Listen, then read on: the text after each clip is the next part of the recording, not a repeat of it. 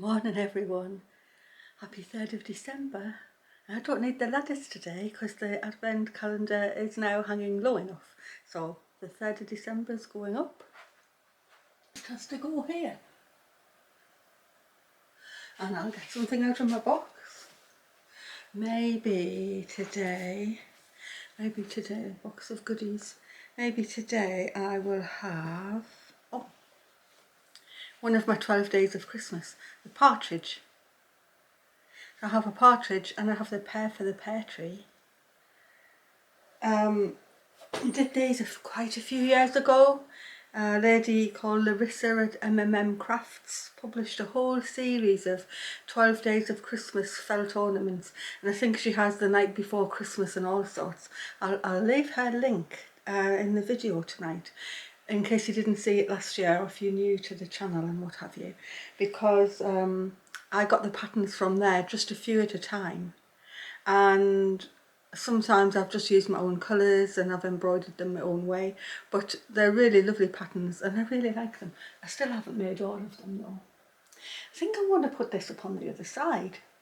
Of course it's not so light on this side. In fact, the sun has just risen. I'm up so early today. So anyway, that's where the partridge is going. Oh, she's looking nice there. Number 3 and a lovely partridge. Got a candle on this morning.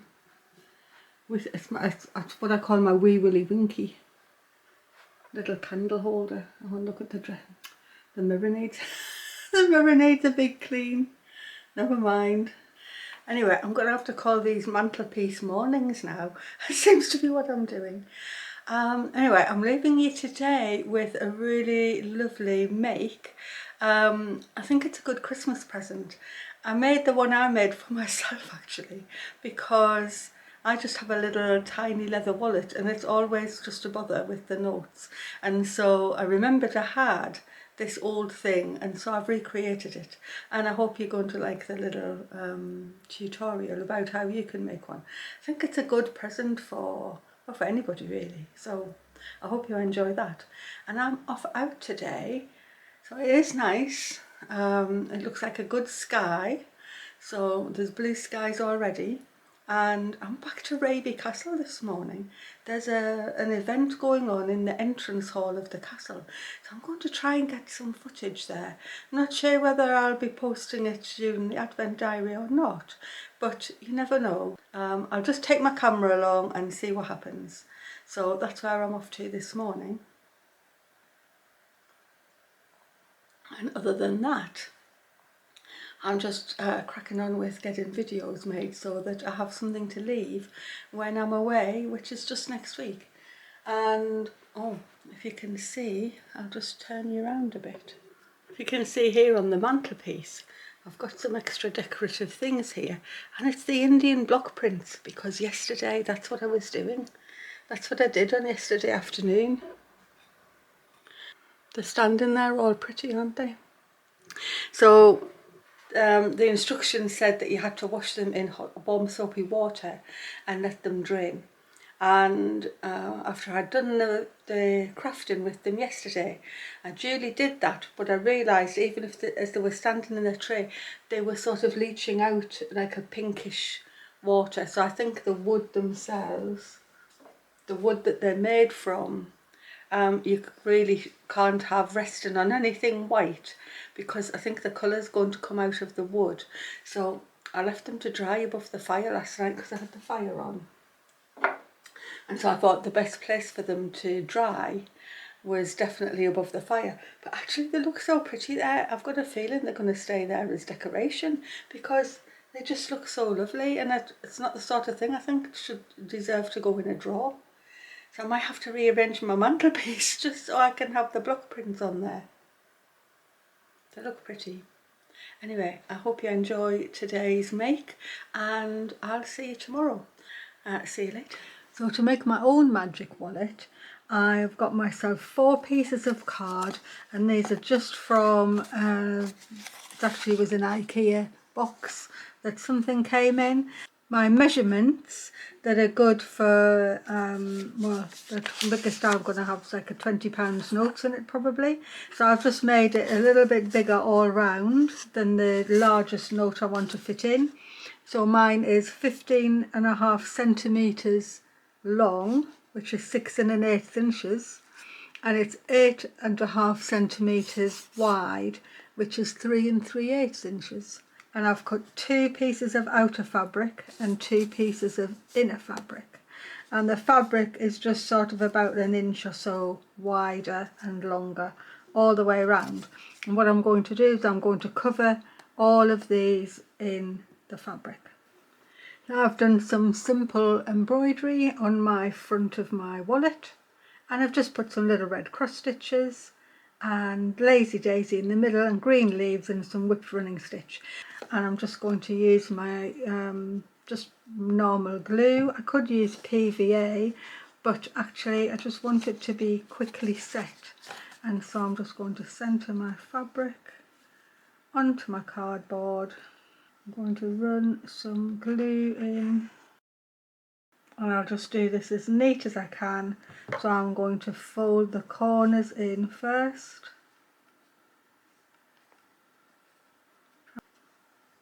A little bit of a stretch, but not much.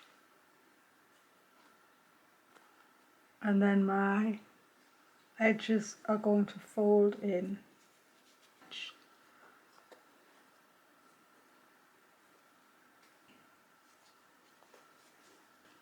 So I'm going to do all 4 of my cardboard. The next thing is to get the ribbons. Now I've got some 6mm ribbon here, just polyester ribbon. It's a navy-ish blue, I thought would work well. And the length you need, I'm going to put my 2 inners together with just a little bit of a gap inside in between them, but the length needs to go over both of them, plus enough to glue on the other side, and I can always cut it down. So I'm just going to leave a good amount at that side, and I'm going to leave a good amount at this side and cut it off, and then I'm going to cut 4 all together. Okay, so now we need one part of it to have straight ribbon on, and the other part has to have a cross on it. I'm going to measure about 1 inch in from the end, and I'll just put a little pin in there so I know that I'm going to keep it where it needs to be. So I'll put a pin in.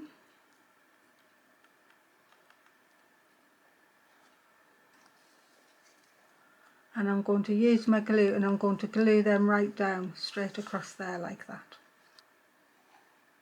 I want to make sure they go right the way down. Put my ribbon right the way down, and I'll just make sure that it's coming out 1 inch from the end, and it is. So that's where that one needs to go. The ribbon is going to come over there like that.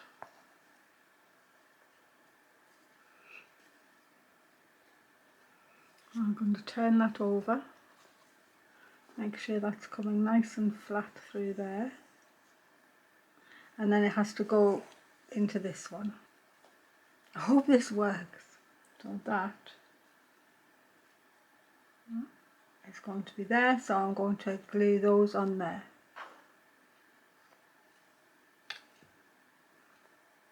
Right the way down, cut the excess off so that the whole thing will work. Do it again. So this one has to be on a cross. Now I'm going to put this one in at about 1.5 inches. So I'll pin it again. So 1.5 inches. I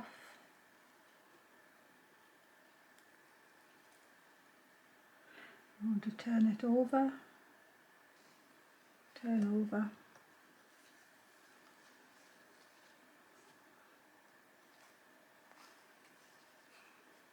I actually put them on the wrong way round. It's got to be that way round. They've got to face outwards. That's better. So 1.5 inches again. Going to go there, so that when I come around into the middle, they cross over like they should. Perfect. Okay, I'm getting there now. And then through the middle, and through the middle, over. Hooray, it's working.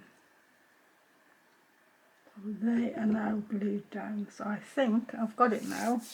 So they have to go outwards on both ones, they have to go out, and then the cross will be the correct way around on the other side. Now I'm just going to leave these to dry a little bit. It shouldn't take long. So that's what it should look like on the inside. So I'm just going to leave that to dry a minute, go and wash my hands, and I'll come back to sew the outers on. The last thing to do is actually sew the outer covers on. So I've already done that one, and I've just slip stitched it round, and so I just need to put that cover onto there and slip stitch the whole thing together. And as I go round, everywhere that I come to a ribbon, I'll put a stitch through it. So I'll do all 4 sides like I've done there, and everywhere there's 2 stitches in that bit of ribbon, 2 stitches there, and I will do exactly the same with this side too. I'm just using normal sewing cotton. Could have used red, I suppose, but I'm just using white, and I'll just start at any corner, hide my knot in the middle, and I could either ladder stitch or slip stitch. I'm actually just going to slip stitch, and you can sort of stand it up on your board or on your desk, and it is simply a matter of slipping both pieces together, and there should be enough slack in your fabric that you can just pick up the little bit of fabric as you go around. So you can see what I'm doing there, just slip stitching around, putting the 2 pieces together, doing it as neat as I can, but just cut my thread, and then I can see whether it's worked. Here's my magic wallet. I open it up, it's got a cross and a flat bit, so I get my money, and you just put it in there and you close up, and when you open it, the money is secure. And now it's secure every single time now, because I can close it and open it the other side, and it's gone under the other bit. And it doesn't matter what you do now, the money's secure. I think I'm over the moon with that. It's just perfect. I'll do it again. I'll just put my money in, close, open up the other way, and the money goes under the cross. And then it doesn't matter how you open it, the money's going to be secure and it won't fall out. Now, I think that's quite a nice present to make for someone if you don't want to make it for yourself. And another thing would be, sometimes it's quite difficult to think of things to sew for the gentleman in your life, whether that's your father, your husband, your partner, your brother.